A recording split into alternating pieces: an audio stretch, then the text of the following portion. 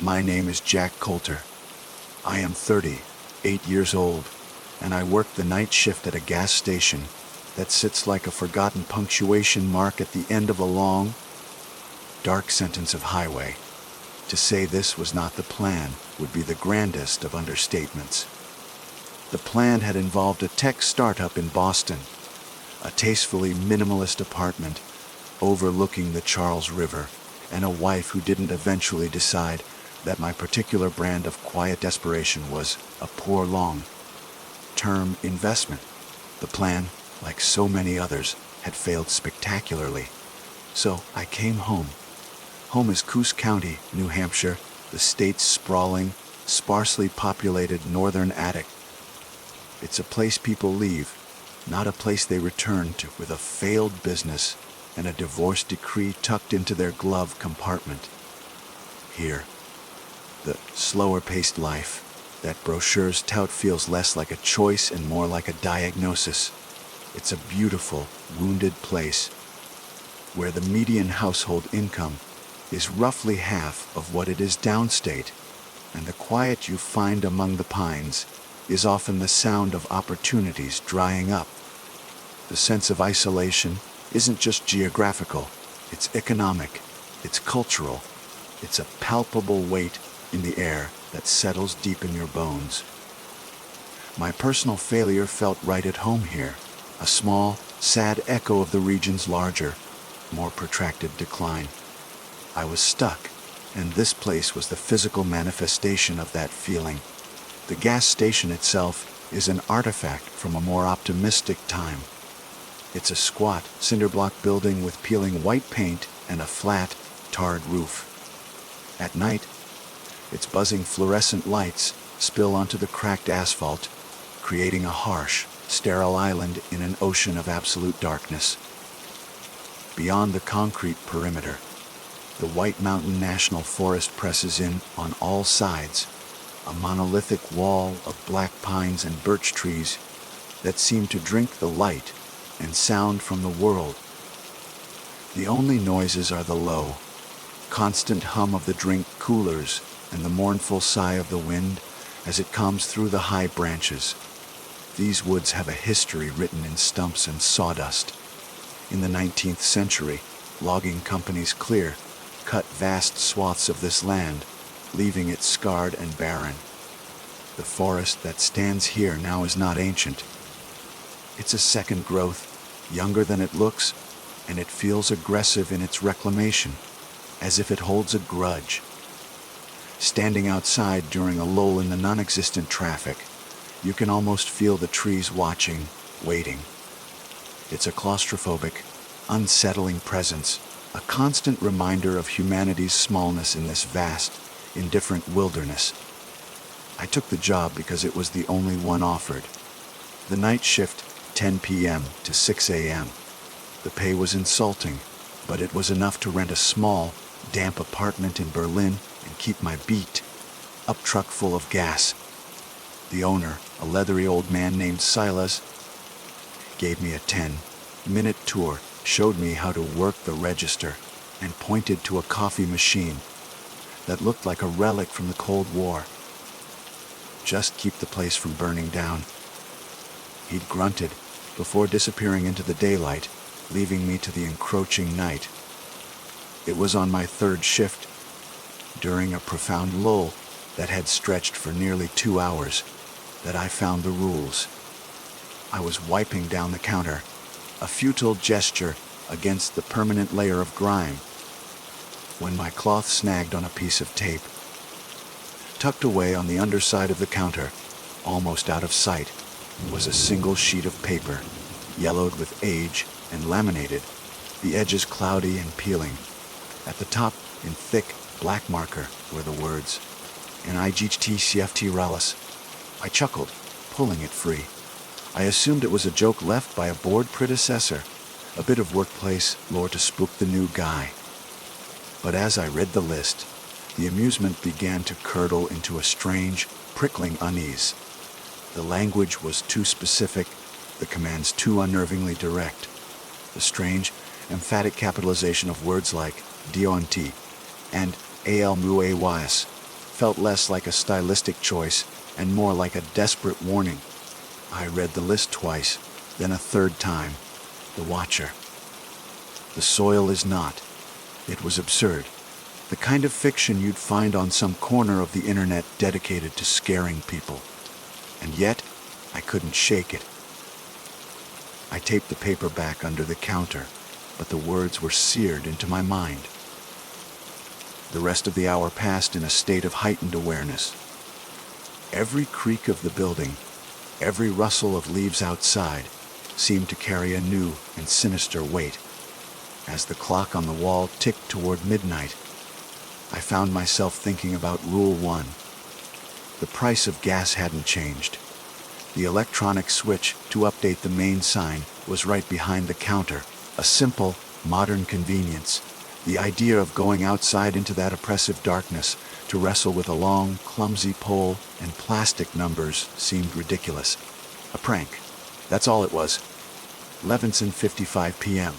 I stared at the switch. Just flip it. Get it over with. But the words on the list echoed in my head. Do not use the electronic switch. 11:57 p.m. A bead of sweat trickled down my temple. Why was I even considering this? It was the isolation, the dead of night, my own frayed nerves getting the better of me. 11:58 p.m. Screw it. I grabbed the pole from the utility closet. It was a long, unwieldy aluminum rod with a hook and a suction cup on the end, a tool from a bygone era. My hands felt clumsy as I pushed open the glass door, the little bell above it chiming with what sounded like mocking cheerfulness. The night air was cold and smelled of pine and damp earth. The darkness beyond the station's lights was absolute, a physical presence that felt like it was pressing in on me. I fumbled with the pole, my fingers stiff, trying to hook the plastic 9 to change the price from 3.88 a day to 3.88 day. It was a meaningless, symbolic act. The number wasn't even changing. I finally managed to pull the old number off and wrestled the new one into its slot.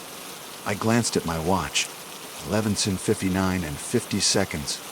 I slammed the last number into place, just as the second hand swept past the 12. For a moment, there was nothing but the wind. I felt foolish, standing there in the cold with a stupid pole in my hand. Then I heard it. It wasn't a sound made by any animal I knew. It was a deep, resonant thrum, a vibration that seemed to come not from the woods, but from the ground beneath my feet. It was a low, powerful hum that resonated in my chest cavity, a sound that felt ancient and vast. It was less a noise and more the feeling of a colossal machine stirring to life somewhere deep in the earth. It lasted for perhaps 3 seconds, and the instant it stopped, the oppressive feeling of being watched, which had been clinging to me since I'd stepped outside, vanished completely. I stood frozen, the pole clutched in my white, knuckled grip. The woods were silent again, but it was a different kind of silence. It was the quiet of something that has been acknowledged, appeased. I scrambled back inside, locking the door behind me, my heart hammering against my ribs. I leaned against the counter, breathing heavily, and stared at the laminated list I had mocked just an hour before. It wasn't a prank. The rules were real, and I had just followed the first one. I was left with the terrifying, unshakable certainty that they existed for a reason, and the alternative to following them was something I did not want to discover in the vast, waiting darkness of northern New Hampshire. The weeks that followed bled into one another, a monotonous cycle of darkness and artificial light. I developed a routine, a series of small rituals to mark the passage of the long, empty hours. I'd clean the coffee machine at 11 p.m., restock the coolers at 1 a.m., sweep the floors at 3 a.m. These tasks became a kind of liturgy, a way to impose order on the formless void of the night shift. But the isolation was a corrosive acid slowly eating away at the edges of my composure. The human mind is not built for this kind of solitude. We are social creatures, and when deprived of connection, the brain begins to do strange things to fill the silence. I started to experience the subtle, creeping effects of sensory deprivation in the dead hours between 2:00 a.m. and 4:00 a.m. When Rule 3 claimed the woods were not silent, I began to understand what it meant. I'd hear things, faint, fleeting sounds just at the edge of my perception. A whisper that sounded like my name, lost in the hiss of the cooler's compressor. The snap of a twig that was too heavy to be a squirrel, too deliberate to be a deer. I'd freeze, straining to listen, but the sound would be gone, leaving me to question if I'd heard anything at all. It was a classic symptom the brain, starved of external patterns, begins to superimpose its own. My own reflection became a source of anxiety. The station was a box of light, and the large plate, glass windows were perfect black mirrors at night. I'd catch my own movement out of the corner of my eye, and my heart would leap into my throat. A primal jolt of fear that there was someone else in the room with me. More than once, I was certain I saw a shape, a flicker of movement in the darkness behind my reflected form. But when I'd spin around, there was nothing there. The line between what was real and what my isolated mind was manufacturing began to blur into a terrifying gray haze. This slow psychological erosion created a horrifying duality. I was fighting a war on two fronts against the unknown, external threat that the rules hinted at, and against the increasingly unreliable narrator inside my own skull. In this state of mental fragility, the rules became more than a set of bizarre instructions. They were a cognitive anchor, a lifeline. Following them was a ritual to maintain not just my safety, but my sanity. Was there really a watcher in the woods, or was it a hallucination born of loneliness and fear? It didn't matter.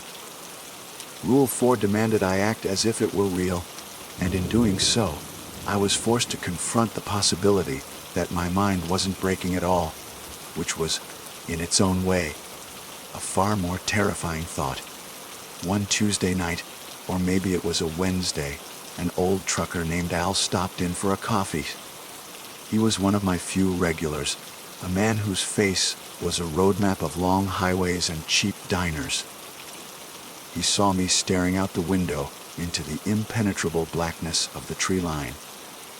"Don't stare too long into those woods, son," he said, his voice a gravelly rumble. "Never know what's staring back." I gave a weak, noncommittal laugh. "Just the usual critters, I imagine." He took a long sip of his coffee, his eyes distant. "My granddad was a logger up here, back before the war. Worked the camps all over Coos County. He had stories. Said the loggers, the old-timers, they didn't like to work the deep woods alone. Talked about the Mangala, the silent ones. We just call 'em wood devils now. A cold knot formed in my stomach. "Wood devils? Yup," Al said, nodding slowly. "Not like your Sasquatch. Not big and bulky." Granddad said they were tall, thin as a birch tree, and moved without a sound. Covered in shaggy gray or tan hair, but their faces, he said they had faces like a horse, long and narrow, with big, dark eyes that knew too much. Said their best trick was standing stock, still against a tree trunk. You could be 10 feet away and never see 'em. They'd just rotate around the tree as you passed, keeping it between you and them. Masters of camouflage. He finished his coffee and placed the empty cup on the counter. Though, said sometimes, at night you'd hear a scream out in the woods that would curdle your blood. Not an animal's scream. Something else. Something that knew what it was to be afraid and wanted you to feel it too. He gave me a long, hard look, This is their place. We're just borrowing it. Good to remember that. After he left, the station felt smaller, the darkness outside more profound. I took out my phone and, with trembling fingers, searched for Wood Devil, New Hampshire. The results were sparse, relegated to cryptozoology forums and local folklore blogs, but they were there. I found an account from a group of hikers in the 1970s who reported hearing bone-chilling screams, followed by the sight of a tall, Grayton figure moving through the trees with impossible speed. I read about a hunter in 1948 who fired his rifle at a tall, hairy creature with a horse-like face, only for it to vanish, leaving nothing but oversized footprints in the mud. The Watcher, Rule 4. It had a name now. It was real. The confirmation came 2 nights later. A storm rolled in off the mountains, a furious squall of wind and driving rain that lashed against the station. The lights flickered, and the world outside was reduced to a churning, liquid chaos. It was the kind of night that made the station feel like a ship lost at sea. And it was on this night that I saw the child. She was standing just outside the glass door, her small frame silhouetted against the storm. She looked to be no more than 7 or 8 years old, with long, dark hair plastered to her face by the rain. She wore a thin dress, completely inadequate for the weather, and she was crying, her shoulders shaking with silent sobs. My first instinct was pure, unthinking empathy. A lost child. In this storm. I had to help. I moved toward the door, my hand reaching for the deadbolt, my mind a flurry of rationalizations. This is different. This is a real person. A child. The rules were for strange noises and shadowy figures, not for a little girl in trouble. I was inches from the door when Rule 6 surfaced from the depths of my memory, cold and absolute. Sometimes a child will appear at the glass door, crying. They will not have a reflection. My blood ran cold. I stopped, my hand hovering over the lock, and forced myself to look. Really look. The rain was streaming down the glass, distorting everything, but through the rivulets of water. I focused on the spot where her reflection should have been. There was nothing, just the dark, wet asphalt of the parking lot, the reflection of the pump island, and the swirling rain. No little girl. I took a step back, a gasp catching in my throat. As if sensing my retreat, the child looked up, her face turning toward me. It was a perfect mask of childish sorrow, heartbreakingly convincing. But her eyes were flat, black, and utterly devoid of life or light. They held no grief, only a cold, predatory intelligence. I recoiled as if I'd been burned, stumbling back from the door. The moment I did, the illusion shattered. The soundless crying stopped instantly. The look of sorrow on her face was replaced by an expression of pure, unadulterated malice. It was a look of ancient hatred, a predator's glare, that promised a slow and terrible death. She held my gaze for a long, chilling moment, and then she turned and simply dissolved into the rain, not walking away, but fading into the storm as if she were made of smoke and water. I stood there for a long time, my body trembling, the sound of my own ragged breathing loud in the sudden silence. The storm raged on, but the real tempest was inside me. I had come so close. My own humanity, my instinct to help, had almost been my undoing. The rules weren't just suggestions or warnings about passive phenomena. They were defense against active, intelligent, and malevolent things that knew exactly which strings to pull to get inside. And they were hungry. After the incident with the child, the night took on a new texture of dread. The rules were no longer a curiosity or a source of creeping unease. They were the thin, brittle wall separating me from a hostile and predatory world. I followed them with the grim devotion of a zealot, I changed the sign at 11:59 p.m. without fail. I ignored the whispers from the woods. I never, ever made eye contact with the tall, thin shape that I now regularly saw standing motionless among the pines, the Watcher. Its presence was a constant, unnerving pressure at the edge of my awareness. Life settled into a tense equilibrium. I was a prisoner in my glass box, safe as long as I obeyed the axioms of my confinement. But I knew, with a certainty that lived in my gut, that this fragile truce couldn't last. The universe has a way of presenting you with choices that have no right answers, situations where the cost of doing the right thing is impossibly high. That choice arrived on a cold, clear night in late October, carried in a sputtering sedan with a cracked windshield.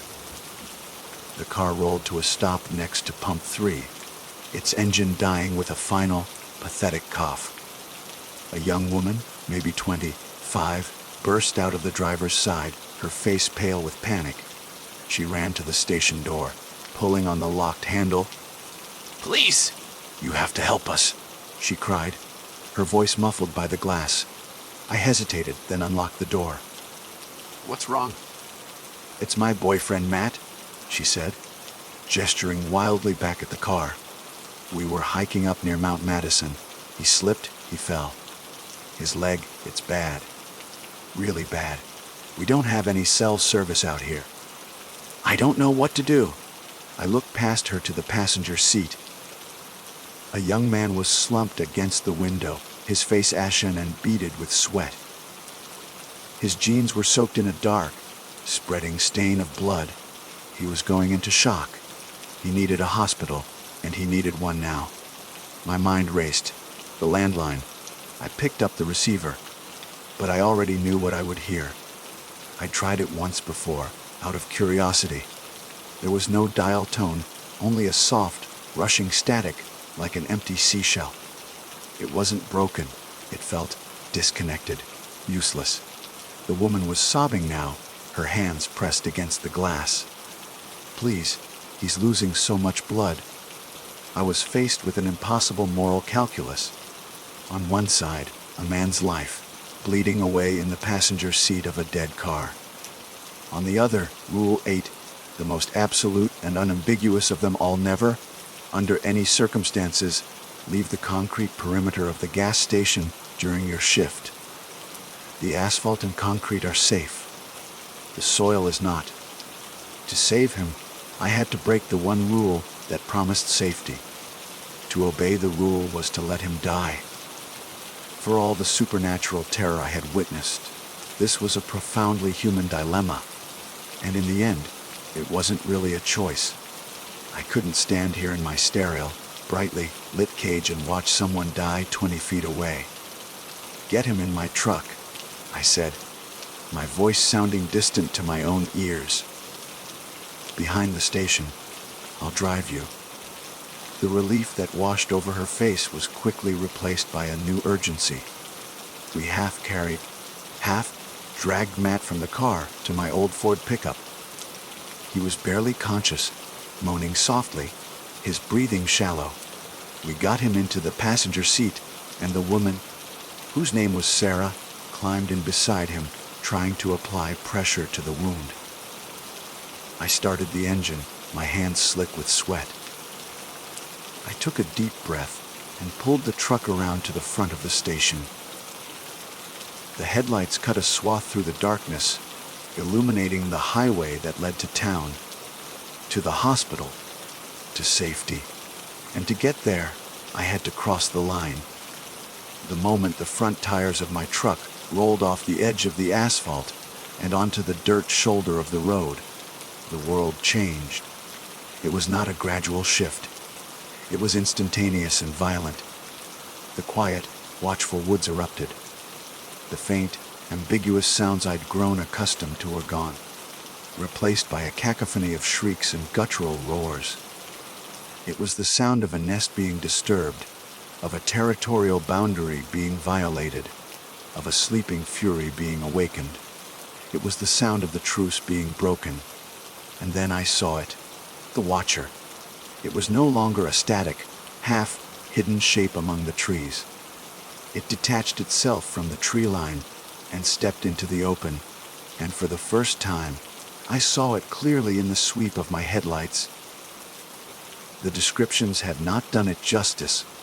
It was horrifyingly tall, at least 8 feet, and impossibly thin, a skeletal frame draped in shaggy, tan-colored hair. Its limbs were too long, its arms ending in dirty, talon-like fingers. It moved with an unnatural, silent grace, its long legs covering the ground with a speed that defied its lanky build.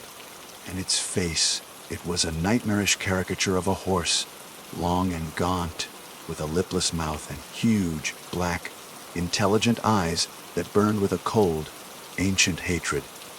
It didn't attack. It began to pace the truck, staying just beyond the reach of the headlights, a silent, terrifying outrider on our desperate flight. I slammed my foot on the accelerator, the truck fishtailing on the loose gravel before finding purchase on the pavement. I was doing 80 down a road I wouldn't normally risk 50 on at night, but the Watcher kept pace effortlessly, a fluid shadow loping through the trees beside the road. And then I realized with a new wave of terror that it was not alone. As we sped down the highway, other things emerged from the darkness. Smaller, darker shapes, low to the ground, that scuttled and leaped with insect-like speed. They darted across the road in front of us, forcing me to swerve violently. I caught glimpses of them in my headlights, twisted, vaguely humanoid forms with pale, featureless faces and too many joints in their limbs. A horrifying realization dawned on me. The rules, they had never been a complete safety manual. They were a survivor's guide. A list of the most common and immediate threats, the ones that previous attendants had encountered and lived to warn about. The Watcher was on the list because it was always there. The child was on the list because it was a frequent trap. But the woods were full of other things. Things for which there were no rules. The true horror wasn't in the known dangers, but in the vast, terrible, undocumented ecosystem of nightmares that lived just beyond the concrete. The rules hadn't been my shield, they had been my cage, and I had just willingly stepped outside. The 20-mile drive to the hospital in Lancaster felt like a journey through hell. Shapes darted in and out of my headlights, and the screams from the woods never ceased. Sarah was praying beside me, her voice a frantic whisper. I kept my eyes locked on the road, my knuckles white on the steering wheel, my entire being focused on the single, desperate goal of outrunning the darkness. We burst out of the forested highway and into the blessed, mundane glow of Lancaster's streetlights. The moment we hit the town limits, the screaming stopped. The shapes vanished. I looked in my rearview mirror, but the road behind us was empty and dark.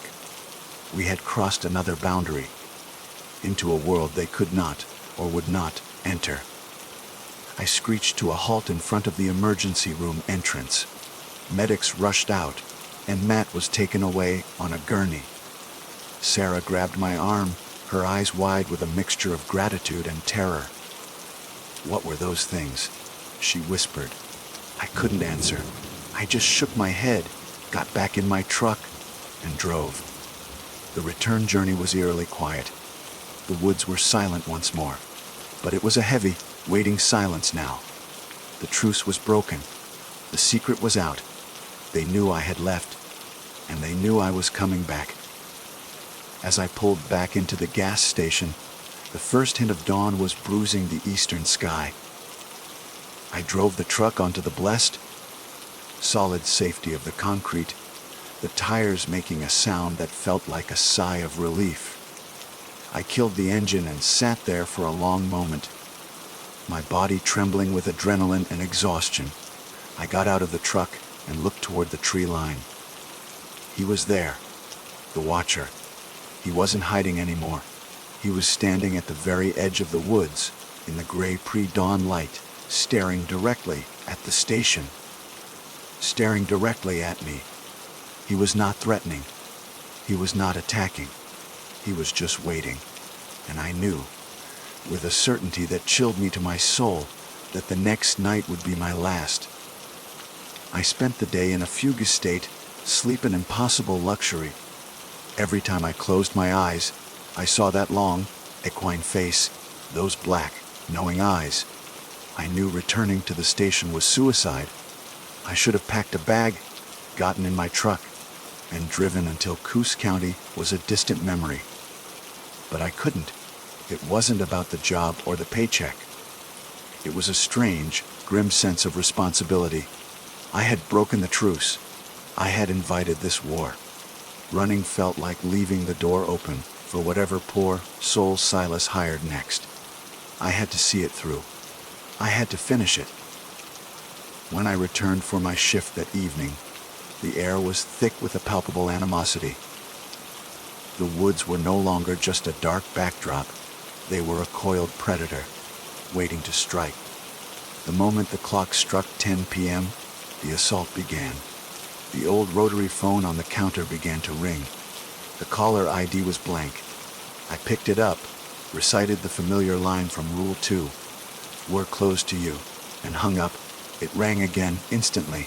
I repeated the process, and again, and again. It became a percussive, maddening rhythm, a constant, nagging reminder of their presence, their desire to gain entry through a single, careless word. It was no longer a random test. It was psychological warfare. Outside, the Watcher was no longer content to stand at the edge of the property. It began to stalk the perimeter of the concrete, a tall, skeletal shape moving with that unnervingly fluid grace just beyond the reach of the station's lights. It was a shark circling a cage, testing for weaknesses. I could feel its gaze on me, a physical weight pressing against the glass.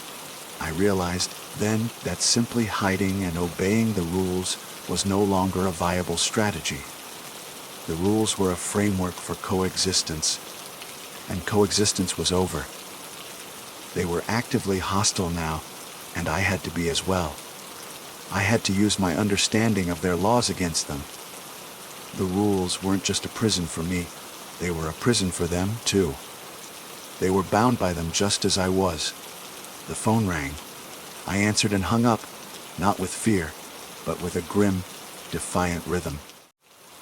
I used the motion, activated security lights that covered the pump islands to track the Watcher's movements, flicking them on and off to startle it, to break its silent, menacing patrol. It was a small act of defiance, but it was something. I was no longer just prey. The hours crawled by, each minute stretched taut with tension. The phone never stopped ringing. The Watcher never stopped circling. The whispers from the woods grew louder, coalescing into coherent, taunting phrases. They knew my name. Around 3 a.m., the real attack came. The lights in the station flickered violently, then went out with a loud pop. The hum of the coolers died. The incessant ringing of the phone stopped. The world was plunged into an absolute, terrifying silence, broken only by the sound of my own frantic heartbeat. The darkness was total, save for the faint, cold light of the moon. Then I smelled it, a sharp, electric scent like the air after a lightning strike, mingled with the heavy aroma of pine sap. Rule 7. If the lights flicker and you smell ozone and pine, go to the breaker room and stay inside for 10 minutes. I stumbled toward the back room, my hands outstretched in the dark. It was a trap. I knew it was a trap. They were trying to herd me, to corner me in a small, windowless room, while they did what? But what choice did I have? I was halfway to the breaker room when I heard a new sound. A high, pitched, grinding noise. It was the sound of immense pressure being applied to the plate. glass door at the front of the station. It was followed by the sickening splinter of a crack spreading through the thick pane. They were coming in. The breaker room wouldn't save me. It would only be my tomb. Huddled in the darkness, a desperate, wild idea sparked in my mind, a gamble born of sheer terror and adrenaline. The rules. The pole. The soil. Rule 1. The long metal pole used for the sign. Rule 80. The soil is their territory, their sacred ground. What if that sanctity was also a vulnerability? What if I introduced an element to their world that they couldn't control? My hands found the heavy-duty flashlight under the counter. Its beam cut a shaky path through the darkness.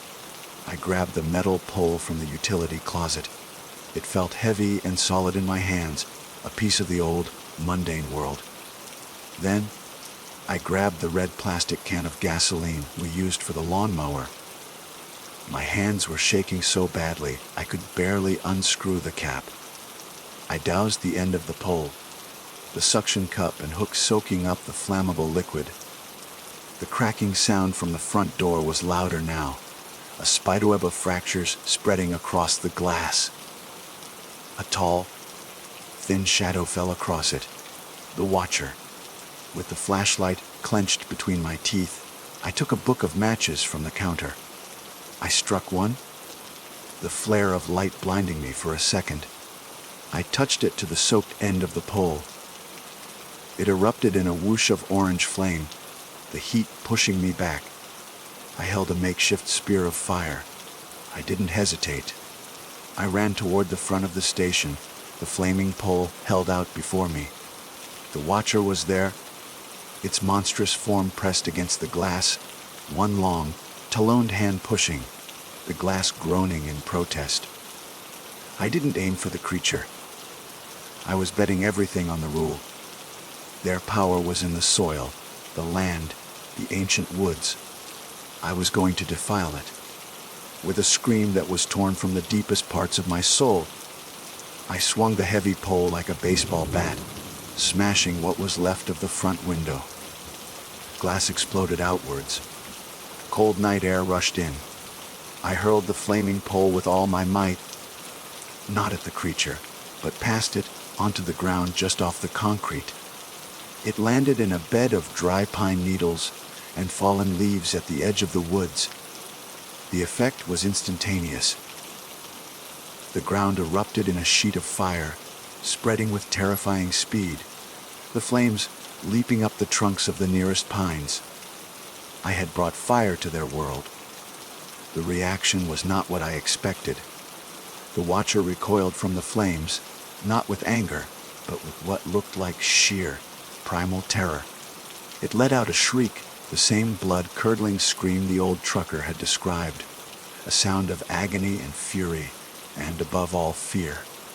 The other, smaller creatures that had been creeping out of the woods, scrambled back from the light and the heat, their chittering cries joining the watcher's scream. I had been right. Fire was as alien and horrifying to them on their sacred ground as they were to me in my world of light and order. I spent the rest of the night huddled behind the counter of the ruined station, watching the fire burn. It created a protective barrier of light and heat, a roaring wall they would not cross.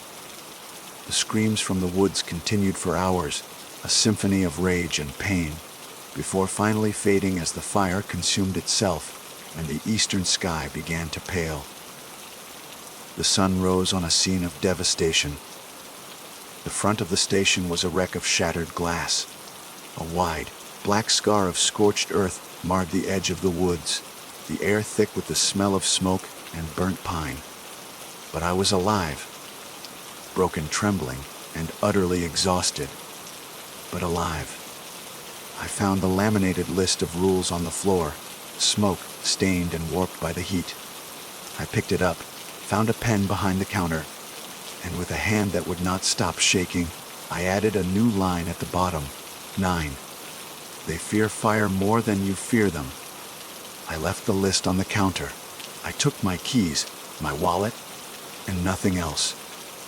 I walked out of the shattered door, across the concrete perimeter, and onto the highway. I didn't look back. I just started walking as the sun climbed higher, not knowing where I was going and not caring. The horror was over for me. But as I walked, I knew that the woods were still there, and they were still watching, waiting for the next attendant and the next long night.